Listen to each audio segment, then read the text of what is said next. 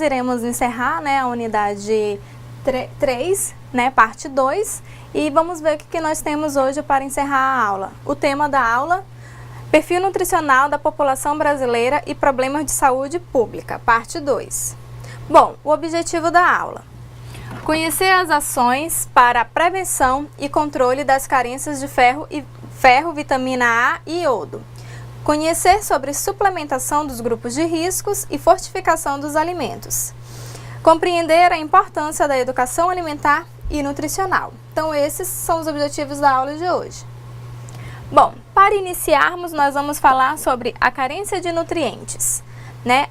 Na aula passada nós vimos o que pode vir causar essa carência de nutrientes. Lembra? A questão da fome, da fome oculta.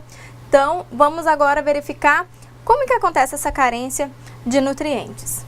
Bom, o que é a carência de nutrientes? Ela ainda ocorre em grande parte, né, da população brasileira e causa o quê? Vários problemas para a saúde, como a gente viu na aula passada, a carência de vitamina A, de ferro e de iodo, né? Quais os problemas que elas podem trazer para a população? Estima-se que mais de 2 bilhões de pessoas no mundo tenham alguma deficiência de vitamina e minerais essenciais, como o ferro, a vitamina A, o iodo e o zinco. Então, assim, a carência de nutrientes ainda é muito presente no mundo de hoje.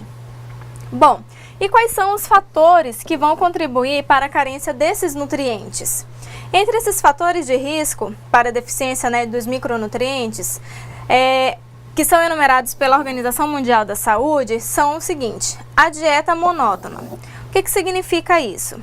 Essa dieta monótona é aquela dieta que a gente sempre faz repetidas vezes, ou seja, todos os dias eu quero me alimentar de arroz, feijão, frango. Então, se eu tiver uma dieta dessa, né, se eu consumir todos os dias a mesma coisa, eu vou com certeza no final ter uma carência de nutrientes, porque como a gente viu, cada alimento ele tem em seu conteúdo uma vitamina, um mineral específico, certo?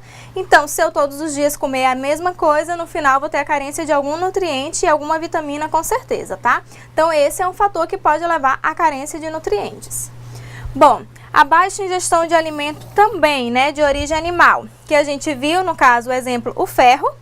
Né? Quais são os alimentos que contêm o ferro? Como a gente viu, o ferro e o iodo, eles são presentes nas carnes vermelhas, carnes brancas também. Então, se eu tiver uma alimentação só de vegetais, com certeza eu terei uma carência de algum mineral, nesse caso, o ferro e o iodo, ok? Bom, a baixa prevalência também do leite materno. Isso pode causar no futuro deficiências de minerais e vitaminas, tá? A baixa densidade também de micronutrientes na alimentação complementar, ou seja, a mesma coisa. Quando eu começar, né, a fornecer alimentação complementar para as crianças, temos que ter esse cuidado de estar sempre diferenciando os tipos de alimentos que eu estou oferecendo para a criança. Porque assim como o adulto, se eu der todos os dias para a criança apenas batata e cenoura, com certeza vai haver uma falta de nutriente. Então, ter um cuidado na hora de oferecer alimentação complementar para as crianças, sempre que ela seja diversificada, tá? Bom, e outro fator que pode contribuir para a carência de nutrientes é o que? A baixa escolaridade. Muitas vezes as pessoas não sabem, né, que se ela consumir geralmente só um tipo de alimento, ela vai ter um problema no futuro. Então, não é que ela faz isso porque ela sabe, não. Devido à falta de escolaridade, isso também pode acontecer pela falta de informação, ok? Então, esses são os fatores que vêm a contribuir para a carência de nutrientes. Bom, e o que a gente pode fazer para prevenir, né, essa carência de nutrientes? Para prevenir o aparecimento de novos casos de deficiência de nutrientes ou também para controlar os casos que já existem, são usadas diferentes estratégias. E quais seriam essas estratégias? São a suplementação, né, dos grupos de riscos e também a fortificação dos alimentos. Agora a gente vai entender o que significa cada uma dessas duas estratégias, né? Cada uma dessas duas estratégias. Bom, o que vem a ser a suplementação de risco? Antes da gente falar, nós temos primeiro que entender o que são os grupos de risco, certo? Então, são formados por pessoas que possuem maiores chances de desenvolver a deficiência de um nutriente, certo? Esse grupo ele precisa de uma atenção especial para prevenir a falta desses nutrientes. Então, isso classifica o grupo de risco, pessoas que estão mais sujeitas a desenvolver a carência de nutrientes. Bom, e o que é a suplementação dos grupos de riscos?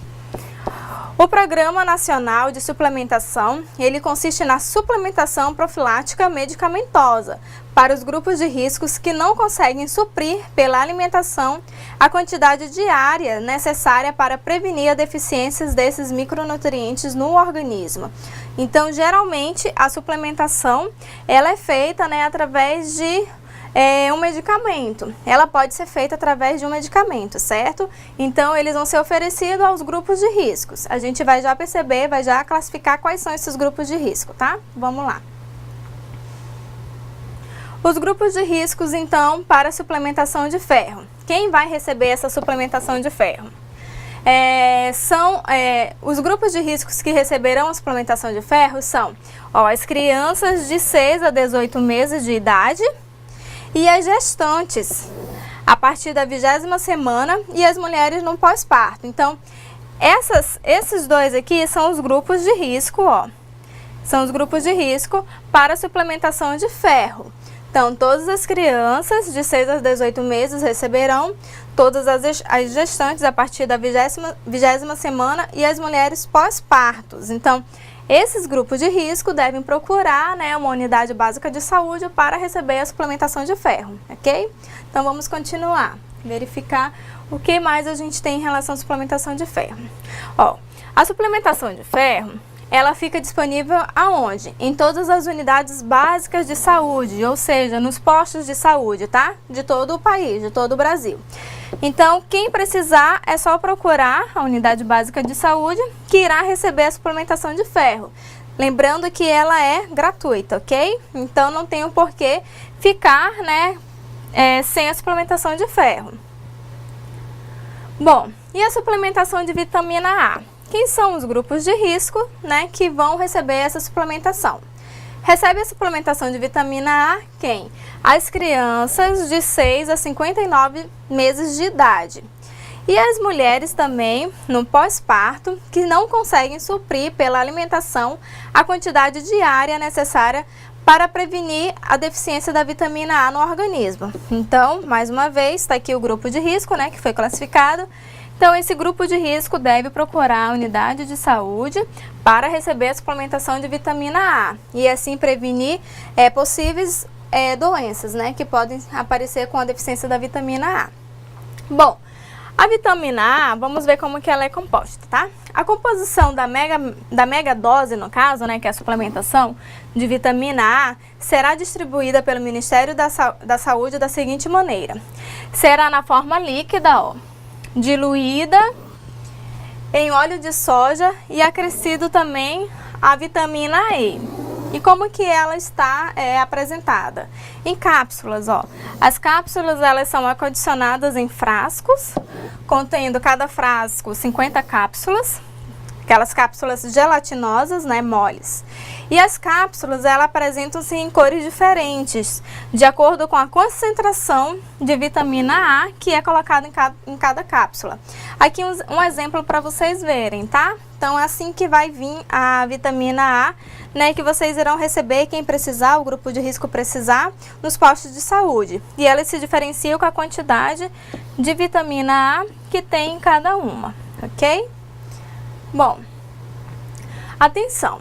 A suplementação de nutrientes precisa ser feita por pessoas habilitadas, não é qualquer pessoa que pode lhe oferecer uma suplementação de vitamina A, já que erros podem causar efeitos nocivos à saúde.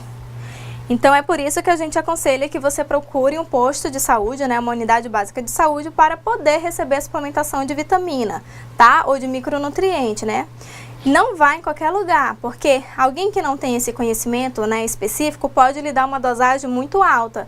E essa dosagem, com certeza, irá provocar alguma reação no seu organismo. Vai lhe trazer algum dano para a saúde. Em vez de você ser beneficiado, você vai ser o quê? Prejudicado. Então, sempre lembrando de procurar alguém da área, ok?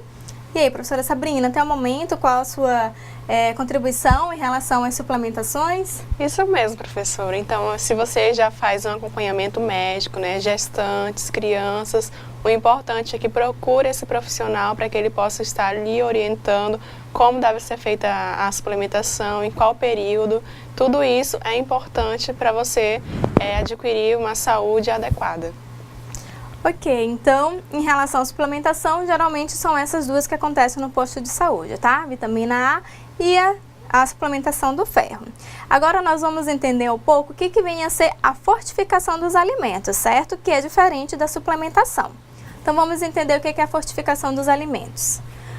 Os alimentos fortificados é aquele que recebem a adição de algum nutriente importante para a saúde, ou seja, eu vou adicionar algum nutriente à minha alimentação.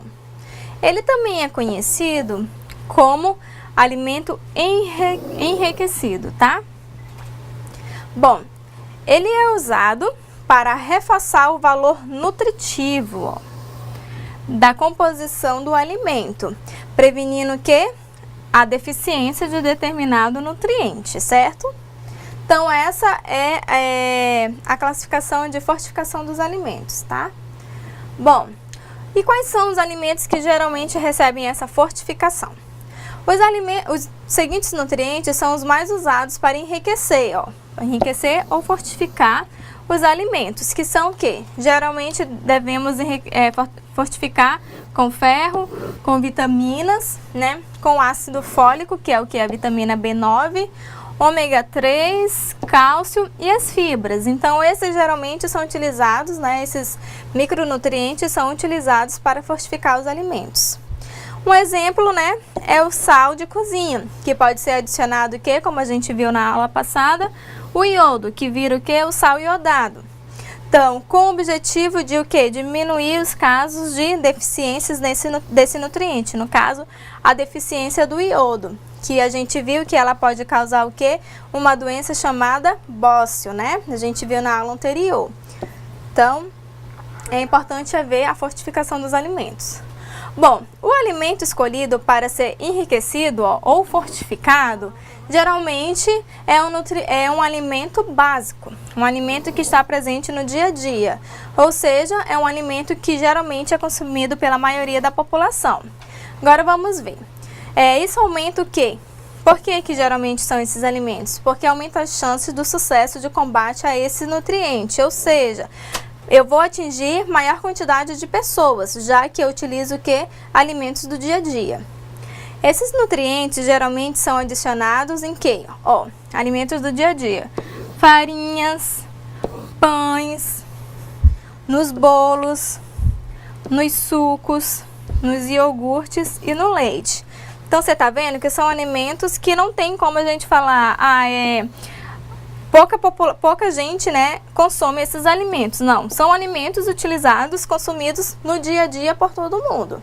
Então, isso ajuda a gente a atingir um grande número de pessoas, certo? Na hora de fortificar o alimento.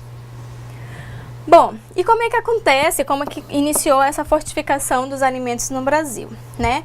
A gente viu que começou com a fortificação do sal iodado, certo? Também aconteceu com as farinhas de trigo e de milho, que eram enriquecidas com Com ferro e ácido fólico, tá? Bom, e o que é o ácido fólico? Como eu falei no slide anterior, ela é uma vitamina, né? Também chamada vitamina B9, que auxilia no desenvolvimento normal do feto. Então, é muito importante para as mulheres, né? Durante a gravidez. E também ajuda a formar as hemácias, né? Como a gente viu na aula passada, que as hemácias são muito importantes para o nosso corpo, que são as células do nosso sangue. Então, tá vendo a importância, né, da fortificação de um mineral, de uma vitamina, o ácido fólico, o que ele vai ajudar? Então, esses são os alimentos que já tiveram, né, que são fortificados no Brasil. Bom, a fortificação desses alimentos, ela se tornou obrigatória em agosto de 2012, ou de 2001, desculpa. Ou seja, a partir dessa data, todas as farinhas de trigo e de milho, que são vendidas para a população, devem ser fortificadas, né, com alguns minerais. Então isso se tornou lei. Você está vendo como é importante essa fortificação? E às vezes a gente nem sabe, né, que a gente acaba consumindo um alimento que é fortificado e a gente acaba não sabendo. Mas então vocês estão vendo aqui que é lei, tá? Fortificar alguns alimentos. Bom, e quais são as vantagens da fortificação dos alimentos? Bom, primeiro que ela não modifica os hábitos alimentares. Como eu falei, já que é fortificado em alimentos do dia a dia, não tem por que modificar. Vai ser consumido no momento que você realmente, vamos supor, na hora do almoço, na hora da janta, na hora do lanche. Então não vai ter um horário específico para essa fortificação. Alta cobertura da população, ou seja, vou atingir um grande número de pessoas, tá? E o baixo risco de toxicidade. Só que lembrando, como eu falei, tem que ser, né, fortificado com a quantidade correta. Nada de colocar uma quantidade alterada ou super quantidade, que isso vai prejudicar a população, ok? Então essas são as vantagens da fortificação. Bom, a fortificação dos alimentos não tem objetivos farmacológicos, tá? Ou terapêuticos. E nem soluciona todos os problemas, pois não é possível colocar em apenas, né, os nutrientes em um único alimento. Ou seja, não tenho como eu colocar em um alimento só todas as vitaminas e minerais que eu preciso. Mas a sua prática é de grande importância. Então, a fortificação dos alimentos, ela é essencial para a gente prevenir a carência dos nutrientes, ok? Bom, e as ações para combater a carência desses nutrientes, né? Existiram várias ações já desenvolvidas pelo Ministério da Saúde para que cada ano, né, essas ações possam ser mais eficazes para poder prevenir a carência de nutrientes. Então, o Ministério da Saúde recomenda uma série de ações voltadas para a prevenção e o controle da anemia, tais como o incentivo da amamentação exclusiva. Muito importante, a gente vê todos os anos, né, muitas campanhas aí incentivando o aleitamento materno exclusivo até o 6º mês de vida. Então essas campanhas, elas são muito importantes porque chama a atenção da população e incentiva, né, que as mães façam o aleitamento materno exclusivo. A promoção de alimentação complementar saudável em tempo oportuno, por meio do quê? Da estratégia Amamenta e Alimenta Brasil. Então isso são estratégias, são programas que o Ministério da Saúde desenvolve. Se vocês tiverem maior interesse, né, podem estar procurando no site do Ministério da Saúde e lendo cada um desses programas, ok? Bom, outra ação que já foi desenvolvida, a suplementação profilática com ferro para crianças de 6 a 24 meses de idade, gestantes e mulheres pós-partos. Então essa também é uma ação, é uma estratégia para combater a carência de ferro, por meio do Programa Nacional de Suplementação de Ferro, esse é o nome do programa, suplementação de ferro e fortificação das farinhas de trigo também, foi adicionada na farinha de trigo e na farinha de milho, ferro e ácido fólico, para ajudar a combater a carência do ferro, ok? Então isso, ela está prevista em lei, tá? RDC 344/02, ok? Então, a gente viu que isso se tornou lei. Bom, outra, né, estratégia é, a partir da prioridade do cuidado integral de crianças de 0 a 6 anos, estabelecida pela Ação Brasil Carinhoso, competente ao Plano Brasil Sem Miséria, o Ministério da Saúde lançou a estratégia NutriSUS. Essa estratégia, ela é muito importante, né, para vocês aí que serão educadores alimentar, que essa aqui realmente acontece dentro das escolas. Então vamos saber um pouquinho o que é essa estratégia NutriSUS. A NutriSUS é a fortificação da alimentação infantil com micronutrientes, que consistem na adição direta, adição direta de nutrientes em pó, tá? Aos alimentos. Então, essa é a estratégia do NutriSUS, adicionar micronutrientes na comida ou na alimentação das crianças, tá? De 0 a 6 anos de idade, ok? Então, vamos saber um pouquinho mais sobre o NutriSUS. Bom, essa estratégia, qual o objetivo dela? Potencializar o pleno desenvolvimento infantil e a prevenção e o controle das deficiências de vitaminas e minerais na infância, certo? Então, esse é o objetivo do NutriSUS, tá? O NutriSUS, ele será implantado em creches, ó, tá vendo? Participantes do programa Brasil Saúde na Escola. Esse é um programa que existe, tá? Em parceria do Ministério da Saúde com o Ministério da Educação. Então, o NutriSUS será desenvolvido nas escolas que estiverem, né, nesse programa Saúde na Escola, potencializando a capacidade da escola de promover saúde, abrangendo crianças a partir dos 6 meses de idade, ok? Então, vamos ver um pouquinho como é que funciona o NutriSUS. O NutriSUS consiste na adição de sachês, tá? São sachês que vão ser adicionados na alimentação. Esses sachês são distribuídos pelo Ministério da Saúde e é composto por 15 micronutrientes em 1 grama, né, de sachê. Então, em um sachê eu tenho 15 nutrientes, né, 15 tipos de micronutrientes. O sachê, ele deve ser acrescentado e misturado à preparação alimentar, né, obrigatoriamente no momento que a criança for comer. Então, como é que é?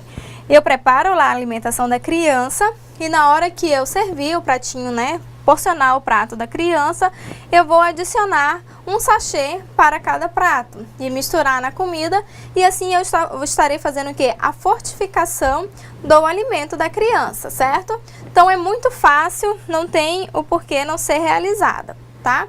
Os alimentos podem ser facilmente fortificados em casa ou em qualquer outro local. Então, isso que é o bacana, né? Eu não preciso estar em casa para fortificar a refeição do meu filho, do meu sobrinho, ok? Como, por exemplo, pode ser realizada nas creches e também nas escolas. Então, é um programa muito legal de ser desenvolvido nas escolas. Bom, antes de começar, né, a educação nutricional, então só para vocês, a título de conhecimento, para vocês saberem o que é o NutriSUS. Talvez a sua escola já esteja participando do NutriSUS, e se não tiver, quando a escola aderir a esse programa do NutriSUS, vocês já vão estar sabendo como é que funciona. Se vocês quiserem saber um pouco mais, vocês podem estar entrando, né, no site, tem um link na carta de navegação de vocês, lá tem um link, vocês podem estar acessando e conhecer um pouco mais como é que funciona esse programa, né, o que irá contribuir muito para a escola que vocês trabalham. Procure saber se a escola que vocês trabalham está vinculada a esse programa, né? E se estiver, com certeza, a sua escola daqui a um tempo vai estar participando do programa NutriSUS, tá? A senhora tem algo a acrescentar sobre o NutriSUS, professora? Esse programa é um programa bem interessante, né? É um programa novo, foi lançado agora em 2015, né, professora? E com certeza vai ser desenvolvido em todas as escolas do Brasil.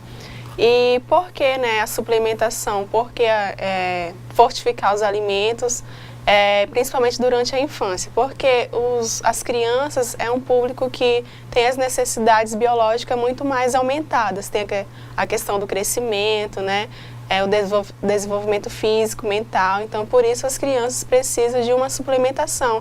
E que muitas vezes os nutrientes não são obtidos somente através da alimentação. E também pela suplementação. Então, por isso a importância desse programa, principalmente na escola. É isso mesmo. Então, como a gente viu aí, os pais, né, podem ficar despreocupados, mandar seus filhos para as escolas, que com certeza eles serão bem alimentados, e ainda vai acontecer a fortificação dos alimentos, né, que é algo que não é tão comum em todos os lugares. Mas foi uma estratégia do Ministério da Saúde junto com o Ministério da Educação de estarem juntando esse programa para beneficiar quem? As crianças, né?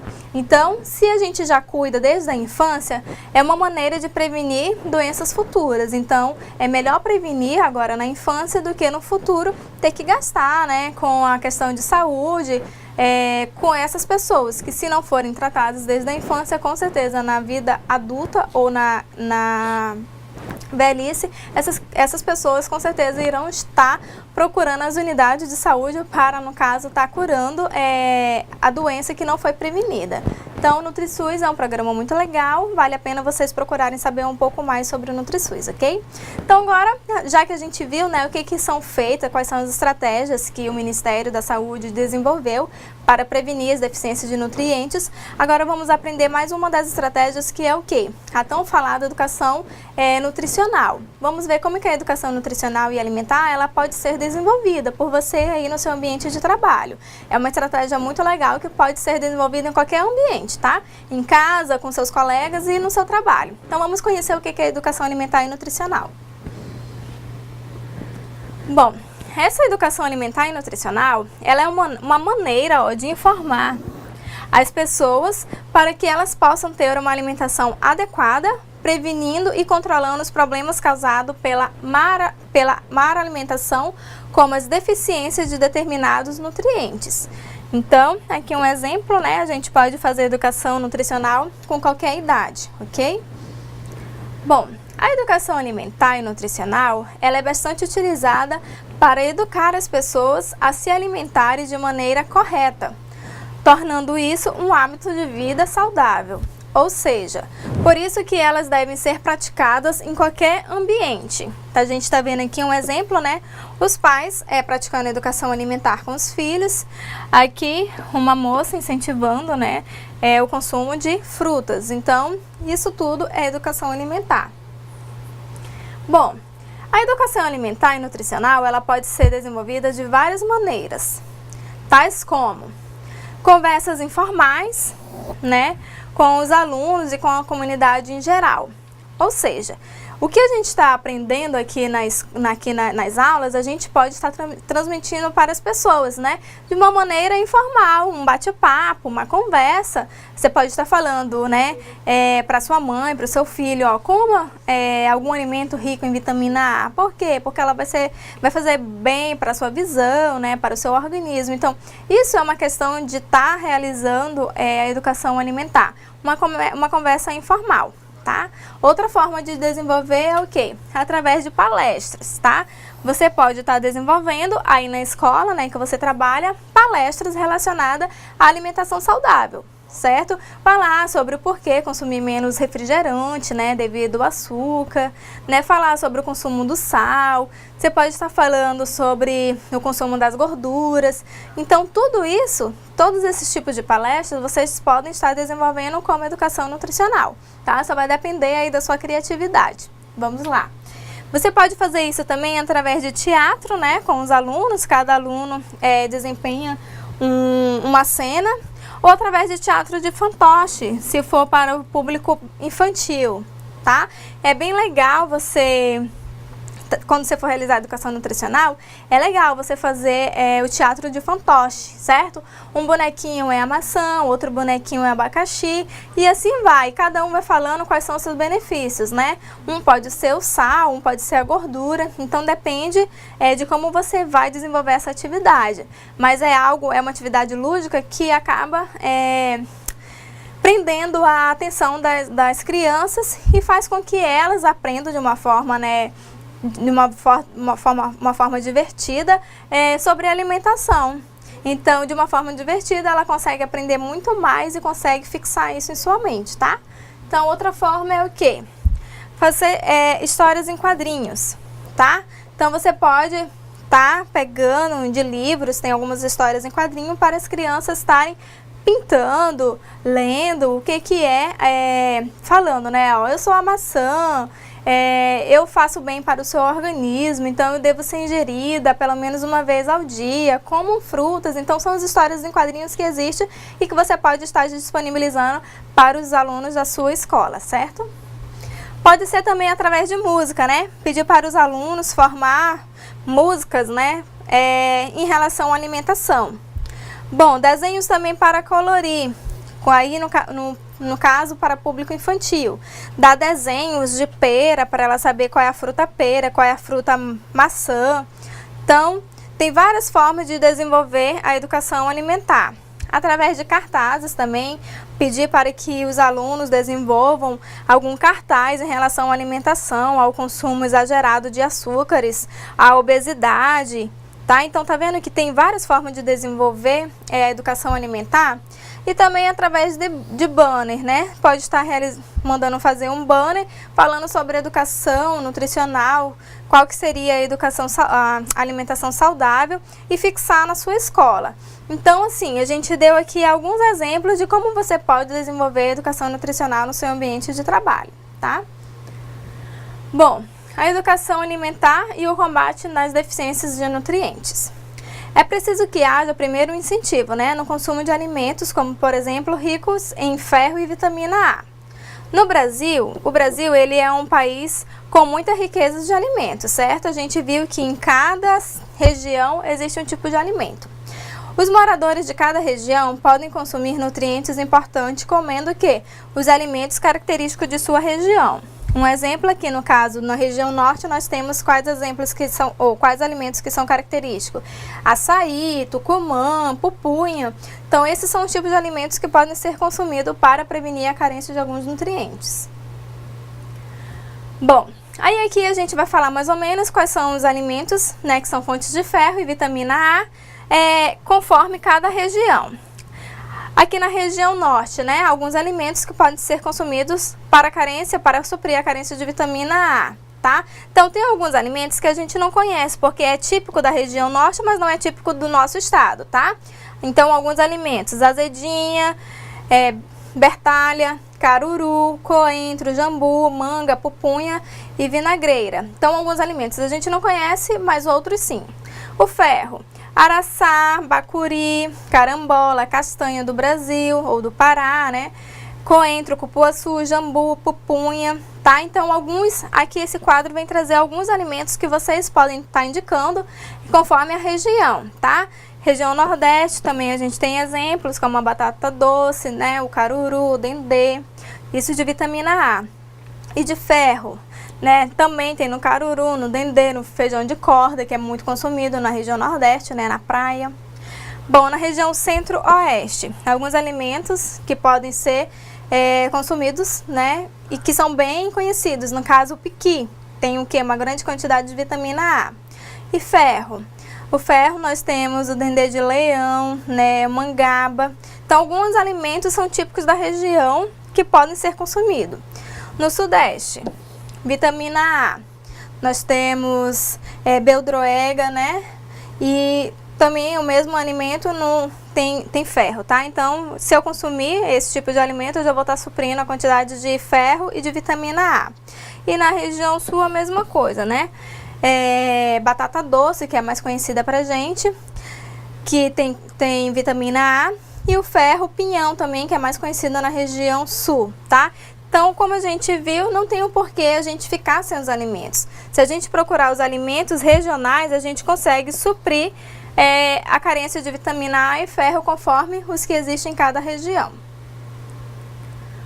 Bom, a educação alimentar e o combate das deficiências de nutrientes, né? Algumas maneiras de estimular o consumo de alimentos saudáveis e ricos em vitaminas e minerais são consumir os alimentos da região, como eu falei aqui na tabela, e fazer também a leitura do rótulo, né? Pra gente ver o que aquele alimento tem de cada micronutriente, qual a quantidade, ok? Bom, e o que a gente pode fazer, incentivar, né, através da educação nutricional, para suprir a deficiência de vitamina A? Incentivar os alunos das escolas a consumir alimentos de cor amarelo-laranjada, verde escura, já que eles são ricos em quê? Em vitamina A. No caso, pode consumir laranja, né, mamão, aqui as folhas, alface, rúcula, tá? Os alimentos básicos como o óleo também, o arroz, as farinhas, as margarinas e os leites, né? Eles podem ser fortificados pelos fabricantes, como a gente viu, né? As farinhas podem ser fortificadas, tá? Então, esses são os exemplos para a gente fazer educação nutricional. Você também pode orientar e estimular a questão da suplementação de vitamina A, como a gente viu no início da aula, né? Recomendada para a população que é a população de de risco, né? O que elas podem fazer? Procurar a unidade básica de saúde. Então, se você viu que é uma população de risco, então oriente essas pessoas a procurarem a unidade básica de saúde para estar recebendo a suplementação de vitamina A e de ferro. Aproveite os momentos em que você estiver próximo às crianças, amigos, familiares e fale que comer esses alimentos ajudam a crescer com saúde e até enxergar melhor os alimentos ricos em vitamina A. Então, tá vendo? Através de uma conversa informal, eu posso estar realizando educação nutricional. Bom, indicar agora para prevenir o que? A deficiência de ferro. Indicar alimentos de origem animal, como as carnes de vaca, galinha, peixe e porco. Alimentos de origem vegetal, como as leguminosas, né? Feijão preto, ervilha, grão de bico, as folhas verdes escuras, couve, agrião, rúcula, alface, tá? Esses alimentos juntamente com as frutas cítricas. A gente viu na aula anterior que consumir alimentos fontes de ferro com frutas cítricas ajuda melhor absorção, né? Então, no caso, pode fazer uma salada, né, e temperar com limão. Ao mesmo momento, você pode estar consumindo o feijão e em vez de estar tomando um refrigerante, toma um suco de acerola, tá? Que são ricas em vitamina C. Essas vitaminas, né, vitamina C ajuda na melhor absorção do ferro. Então é uma dica que pode ser dada a todo mundo. Bom, e para prevenir a deficiência de iodo, o que a gente pode estar realizando como educação nutricional? Você poderá conversar com as pessoas sobre a importância de consumir o quê? O sal de cozinha, mas que seja o sal iodado, tá? Adicionar o iodo no sal. Fale também sobre os cuidados a serem tomados para preservar o sal iodado, né? Para que ele não seja perdido. Indicar o consumo de ovos e seus ovos, leite e derivados. E incentivar o consumo de alimentos de origem marinha, no caso camarão, as ostras, salmão, que são alimentos ricos em iodo, tá? E para prevenir o zinco, o que a gente pode estar indicando? As carnes vermelhas, certo? O fígado, miúdos, frango, peixe, marisco, ostras, arroz, né, integral e pão integral, ricos em zinco, semente de abóbora, aveia e feijão, e as oleaginosas, que são as nozes e a castanha do Brasil, que também é comum aqui na nossa região, tá? Então, essas são algumas dicas que a gente pode estar realizando, pode estar indicando para realizar a educação nutricional. E assim a gente consegue atingir um número grande de pessoas através da educação nutricional. Então, agora que você conhece a educação nutricional, comece a praticar. Ela é muito importante para prevenir as doenças, né, devido às carências de micronutrientes, certo?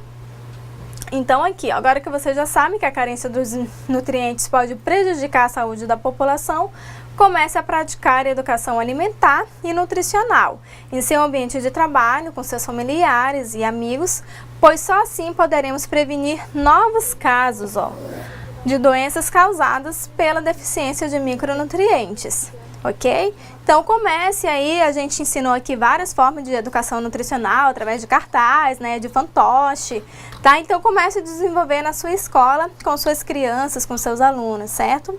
E aí, professora Sabrina, o que a senhora tem a contribuir em relação à educação nutricional? Professora, a educação nutricional é uma ótima estratégia, né? Você conferiu aí várias dicas. Na aula passada nós falamos também da questão dos sucos que você pode estar desenvolvendo.